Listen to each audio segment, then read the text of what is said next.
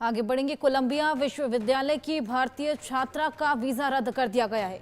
रंजनी पर हमास का समर्थन करने का आरोप लगा था और रंजनी श्रीनिवास ने स्वेच्छा से अमेरिका छोड़ दिया। हमास का समर्थन करने के आरोप में उनका वीजा रद्द कर दिया गया। अमेरिका में कई ऐसे विदेशी छात्र हैं जिन पर लगातार कार्रवाई की जा रही है। अमेरिका ने रंजनी श्रीनिवास का वीजा रद्द कर दिया है। कई ऐसे विदेशी छात्र जिन पर इसी तरह की कार्रवाई की जा रही है। कोलंबिया यूनिवर्सिटी थी। रंजनी पर हमास का समर्थन करने का आरोप था। पढ़ने वाली रंजनी श्रीनिवास ने अमेरिका छोड़ दिया। अमेरिकी वीजा रद्द होने के बाद रंजनी खुद ही डिपोर्ट हो गई और उन्होंने अमेरिका को टाटा बाय कर दिया। खुद अमेरिकी होमलैंड सुरक्षा विभाग ने कहा कि कोलंबिया यूनिवर्सिटी की भारतीय डॉक्टोरल छात्रा रंजनी ने स्वेच्छा से संयुक्त राज्य अमेरिका छोड़ दिया है।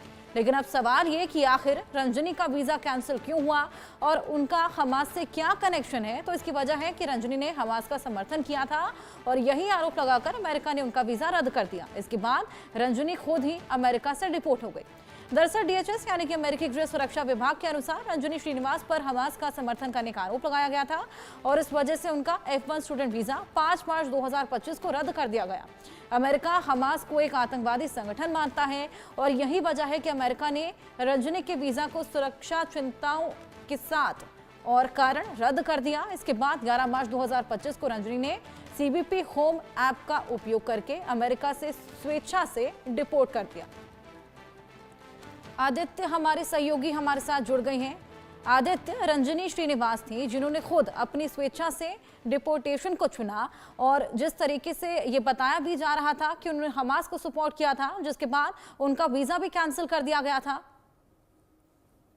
जी हर्षा, जैसे कि आपने बिल्कुल ठीक कहा, ये बहुत से अमेरिका में जो छात्र हैं उन पे इस तरह की जो भी जो आतंकी संगठन को के सपोर्ट में कुछ लिख रहे हैं, उनको पे कड़ी नजर रखी जा रही है। और जैसे ये जो लड़की है रजनी, इनका भी पासपोर्ट जो है रद्द कर दिया गया, उन्हें डिपोर्ट कर दिया गया है क्योंकि ये हमास की एक तरीके से समर्थन रही हैं। और ऐसे ही आईसिस भी अगर हम देखें, कितने ऐसे जो आईसिस के भी स्लीपर सेल हैं, कैसे है, बहुत से जो दूसरे विदेशी देशों से जो नागरिक अमेरिका में पढ़ रहे हैं, उन पे भी एक तरीके से एक डेटाबेस बनाया जा रहा है। और ऐसा बीते कुछ टाइम में ऐसी बहुत इंस्टेंसेस आई जहां पर ऐसी बात सामने आई कि बहुत कुछ जो स्टूडेंट्स जो भी आईसिस के समर्थक रहे हैं और तमाम टेररिस्ट ऑर्गेनाइजेशंस के समर्थक में कुछ भी उन्होंने सोशल मीडिया पे पोस्ट करा या कुछ भी बिल्कुल ऐसा पोस्ट आदित्य, करा, मैं आपके पास तो वापस लौटूंगी। संजीव श्रीवास्तव भी है, विदेश मामलों के जानकार हमारे साथ जुड़े हुए हैं। जिस तरीके से ये रुख लगातार ट्रंप अपना रहे हैं और कोलंबिया यूनिवर्सिटी की ये भारतीय छात्रा थी जिन्होंने हमास का समर्थन किया और उसके बाद उनका वीजा कैंसिल कर दिया गया।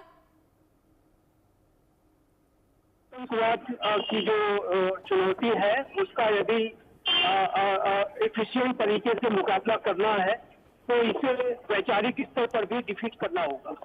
और आतंकवाद के विरुद्ध जो काइनेटिक एक्शन है, जो एक मिलिट्री एक्शन है, वो तो किया ही जाना चाहिए। साथ ही साथ इसको वैचारिक धरातल पर भी इसको पराजित करना होगा।